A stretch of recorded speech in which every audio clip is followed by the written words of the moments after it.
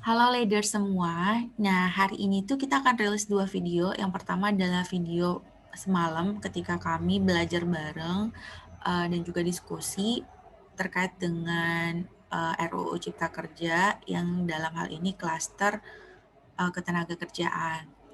Nah, namun karena tadi subuh nih ada informasi terkait dengan ada infografis yang dikeluarkan oleh pemerintah, kita coba cek gitu kan. Kita coba cek dari hasil infografis itu dengan RUU-nya gitu, sehingga kita bisa benar mengecek dan kita membaca sendiri memang apa klarifikasi yang diberikan oleh pemerintah itu benar atau misalnya ada kekeliruan.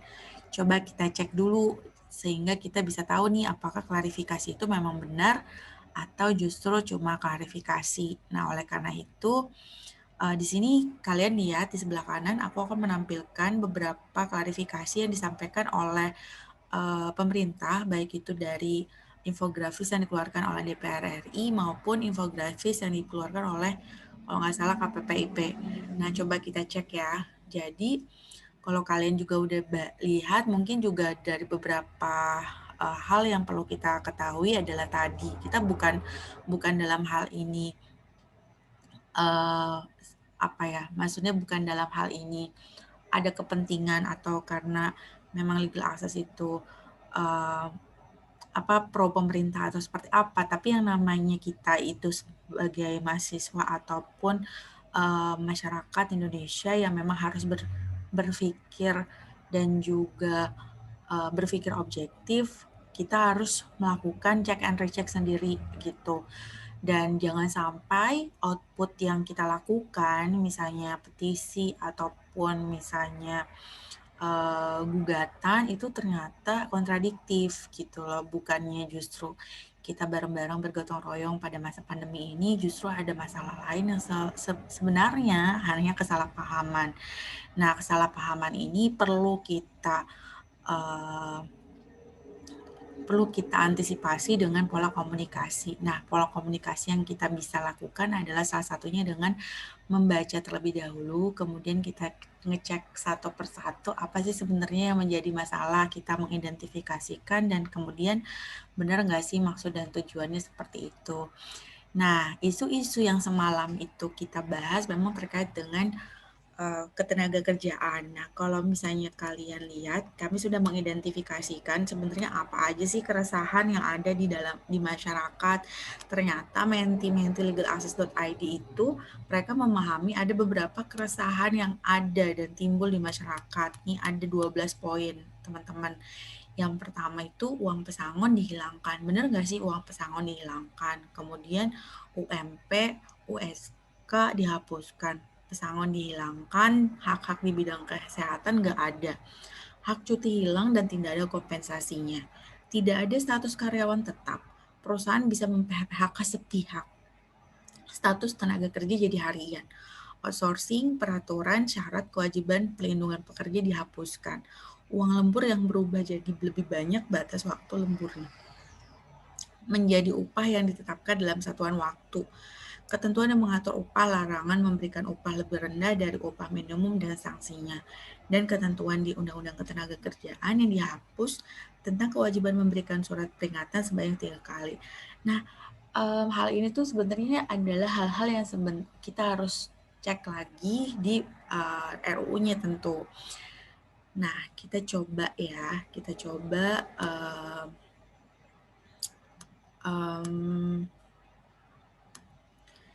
mengecek gitu kan.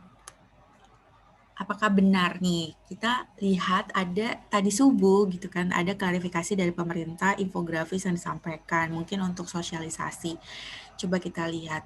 Di sini ada kalau DPR RI sendiri dia tunggu sebentar. Kalau DPR RI sendiri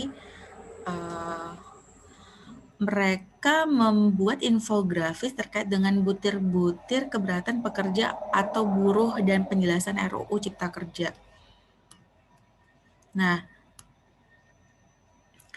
Di sini butir keberatan pekerja, upah minimum kabupaten atau kota, UMK, dan upah minimum sektoral kabupaten atau kota dihapus. Nah, kita lihat nih penjelasannya di RUU Cipta Kerja. Upah minimum ditetapkan dengan memperhatikan kelayakan hidup pekerja atau buruh dengan mempertimbangkan aspek pertumbuhan ekonomi daerah atau inflasi daerah. Kemudian upah minimum provinsi wajib ditetapkan oleh gubernur dan upah minimum kabupaten atau kota tetap ada. Jadi, isu yang pertama terkait dengan upah minimum itu ternyata ada penjelasannya di RUU Cipta Kerja. Nah, di sini coba kita cek ya terkait dengan upah minimum gitu kan. Coba kita caranya dengan find di dalam RUU Cipta Kerja terkait dengan upah minimum. Upah minimum. Oke. Ternyata ada di dalam pasal 88C nih teman-teman. Disebutkan pasal 88C berbunyi, gubernur menetapkan upah minimum sebagai jaring pengaman. Dan upah minimum sebagaimana dimaksud pada ayat 1 merupakan upah minimum provinsi. Jadi setiap provinsi itu masih mendapatkan upah minimum. Kemudian dijelaskan juga dalam pasal 88D, upah minimum sebagaimana dimaksud dalam pasal 88C ayat 2 dihitung dengan menggunakan formula perhitungan upah minimum sebagai berikut. Oh, ada formulanya juga nih sehingga kita bisa tahu nih, tapi apa ya formulanya itu gitu kan. Kita coba lihat. Untuk pertama kali setelah berlakunya Undang-Undang tentang Cipta Kerja, upah minimum sebagaimana dimaksud pada ayat 1 merupakan upah minimum yang ditetapkan berdasarkan ketentuan pelaksanaan Undang-Undang Ketenagakerjaan terkait pengupahan. Nah, jadi memang exposure-nya justru ada di gubernur sebagai pengaman. Mungkin ya rasionalisasinya di sini aku nggak tahu, cuma rasionalisasinya adalah jadi terkait dengan upah minimum itu setiap provinsi itu kan mempunyai tingkat ekonomi sendiri gitu kan, sehingga mereka mungkin bisa menilai sendiri pertumbuhan ekonomi di daerahnya. Oleh karena itu ditetapkan, dan ini wajib ditetapkan oleh gubernur. Data yang digunakan untuk menghitung upah minimum sebagaimana dimaksud pada ayat 1 merupakan data yang bersumber dari lembaga yang berwenang di bidang statistik. Ketentuan lebih lanjut mengenai upah minimum diatur dalam peraturan pemerintah. Oke. Nah, berarti teman-teman kita juga ada nih terkait dengan upah minimum di dalam pasal 88E dibilang bahwa untuk menjaga keberlangsungan usaha dan memberikan perlindungan kepada pekerja atau buruh industri padat karya, pada industri padat karya ditetapkan upah minimum tersendiri. Upah minimum pada industri padat karya sebagaimana dimaksud pada ayat 1 wajib ditetapkan oleh gubernur. Jadi memang upah minimum padat karya sebagaimana dimaksud ayat 1 wajib ditetapkan oleh gubernur. Upah minimum pada industri padat karya sebagaimana dimaksud pada ayat 1 dihitung dengan menggunakan formula tertentu. Ketentuan lebih lanjut mengenai upah minimum, industri padat karya, dan formula tertentu diatur dalam peraturan pemerintah. Kemudian juga diatur nih dalam pasal 88F. Upah minimum sebagaimana dimaksud dalam pasal 88C ayat 2, 88E ayat 1 berlaku bagi pekerja atau buruh dengan masa kerja kurang dari 1 tahun pada perusahaan yang bersangkutan. Coba kita lihat 88C ayat 2. 88C ayat 2 itu upah minimum merupakan upah minimum provinsi. 88C ayat 2 upah minimum provinsi, dan pasal 88E ayat 1 untuk menjaga keberlangsungan usaha padat karya gitu kan, itu dengan masa kerja kurang dari 1 tahun pada perusahaan yang bersangkutan. Jadi upah minimum itu ya kurang dari setahun. Jadi kalau kalian itu lebih dari setahun, kemungkinan besar harusnya mungkin bisa ada peningkatan dari upah minimum itu. Kemudian pengusaha dilarang membayar upah lebih rendah dari upah minimum sebagaimana dimaksud pada pasal 88C ayat 2 dan pasal 88E ayat 1. Nah, pengusaha dilarang membayar upah lebih rendah dari upah minimum sebagaimana dimaksud pada 88C ayat 2 dan 88E ayat 1 gitu. Pasal 88G yang berbunyi sebagai berikut. Nah, dalam hal gubernur, ini juga disampaikan nih, dalam hal gubernur tidak menetapkan upah minimum dan atau upah minimum industri padat karya atau menetapkan upah minimum dan atau upah industri padat karya sesuai dengan ketentuan, maka gubernur dikenai sanksi sesuai ketentuan peraturan perundang-undangan di bidang pemerintahan daerah. Dalam hal gubernur dikenakan sanksi sebagaimana dimaksud pada ayat 1, upah minimum yang berlaku yaitu upah minimum tahun sebelumnya. Nah, itu penjelasan dari undang-undang. Di sini juga dibahas juga di dalam pasal 90 ayat A, upah di atas upah minimum ditetapkan berdasarkan kesepakatan antara pengusaha dan pekerja atau buruh di perusahaan. Berarti memang lebih memperhatikan kelayakan hidup ya kalau di sini. Kemudian pasal 90B, ketentuan upah minimum sebagaimana dimaksud dalam pasal 88C ayat 2 dan 88E ayat 1 dikecualikan bagi usaha mikro dan kecil. Upah pada usaha mikro dan kecil ditetapkan berdasarkan kesepakatan antara pengusaha dengan pekerja atau buruh perusahaan. Kesepakatan upah sebagaimana dimaksud pada ayat 2 harus di atas angka garis kemiskinan yang diterbitkan oleh lembaga yang berwenang di bidang statistik. Ketentuan mengenai kriteria usaha mikro dan kecil sesuai dengan ketentuan peraturan perundang-undangan. Ketentuan pasal 91 dihapus, ketentuan pasal 92 diubah sehingga berbunyi sebagai berikut. Di sini dibilang pengusaha menyusun struktur dan skala upah di perusahaan. Struktur dan skala upah sebagaimana dimaksud pada ayat 1 digunakan sebagai pedoman untuk penetapan upah berdasarkan satuan waktu. Di atas pasal 92 dan 93 disisipkan satu pasal yakni pasal 9 berbunyi sebagai berikut. Pengusaha melakukan peninjauan upah secara berkala dengan memperhatikan kemampuan perusahaan dan produktivitas. Ketentuan pasal 93 diubah sebagaimana berikut. Upah tidak dibayar apabila pekerja atau buruh tidak melakukan pekerjaan. Ketentuan sebagaimana dimaksud pada ayat 1 tidak berlaku dan pengusaha wajib membayar upah apabila pekerja atau buruh tidak masuk kerja dan atau tidak melakukan pekerjaan karena berhalangan. Pekerja atau buruh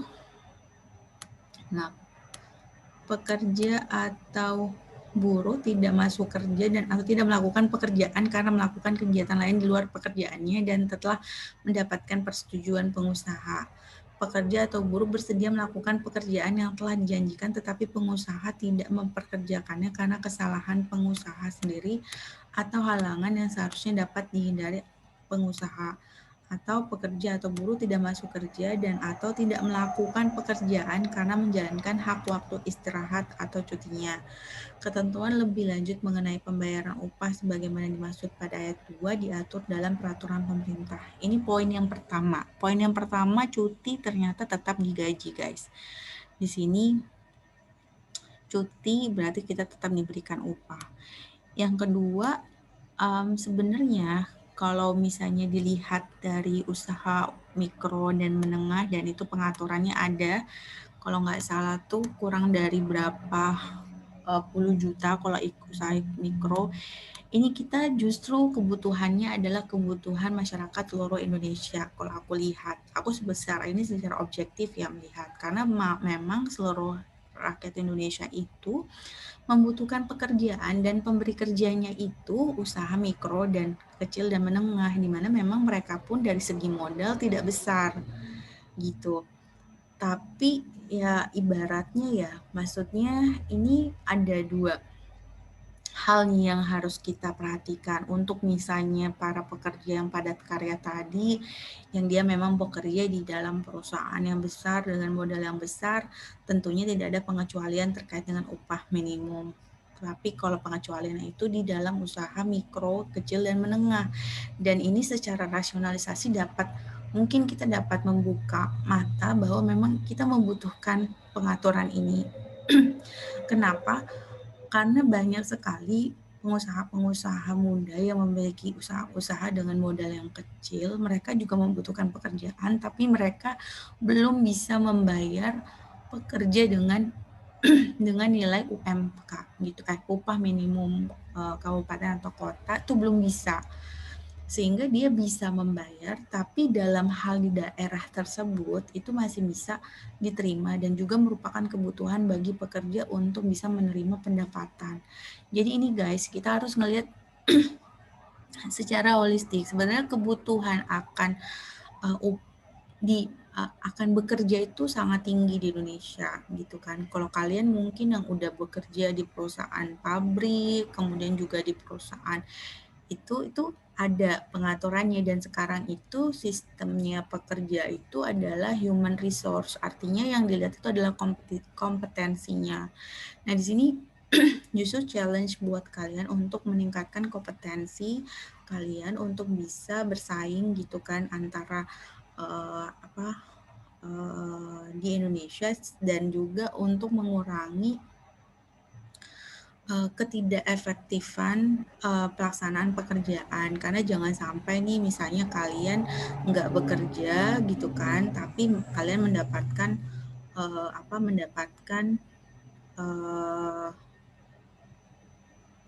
tidak bekerja, maksudnya itu tidak balance gitu loh, antara di satu perusahaan ada yang bekerjanya berat, gajinya tapi sama. Nah ini mungkin secara fairness, coba back to your heart gitu kan, secara fairness itu seperti apa kalau misalnya kalian bekerja, teman kalian nggak bekerja tapi digajinya sama. Nah itu tuh secara culture dan juga secara kesehatan kesehatan organisasi juga harus dipikirkan gitu, sehingga seharusnya kalau ada ketentuan ini mungkin ya, tapi aku nggak tahu gimana rumusnya itu, maksud dan tujuannya, tapi berdasarkan kita melakukan rasionalisasi sehingga ini memacu gitu kan kalian-kalian yang memang kurang optimal dalam melakukan pekerjaan menjadi lebih semangat, lebih optimal, tapi dibatasi loh jangka waktunya gitu. Toh ketika memang pun dibatasi jangka waktunya sampai dengan 8 jam, ketika memang kalian lebih dari 8 jam sehari, kalian tuh bisa mendapatkan upah lembur, karena dalam RUU Cipta Kerja ini ternyata lembur harus dan wajib diberikan upah. Gitu teman-teman. Ini kita coba buka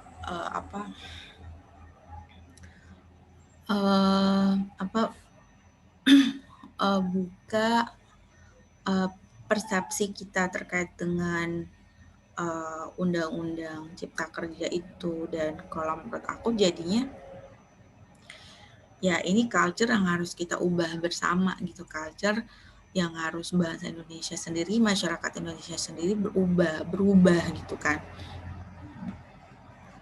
Tapi ya tadi ya, ini cuma kayak pendapat aja, dan juga peraturannya pun mengatur. Tapi mungkin untuk misalnya menghindari adanya kekhawatiran yang tadi, sehingga misalnya pemberi kerja itu jadi semena-mena, nah ini harus ada pengaturan harus diatur dalam peraturan pemerintah dengan secara jelas, dengan secara detail, sehingga nggak ada tuh ruang gerak gitu bagi pemberi kerja yang sebenarnya sudah ada beberapa hal yang diatur, kemudian dia bisa menyiasatinya dengan peraturan lain. Nah ini harus ada pengaturan yang lebih detail di dalam peraturan pelaksananya, sehingga yang kekhawatiran masyarakat akan adanya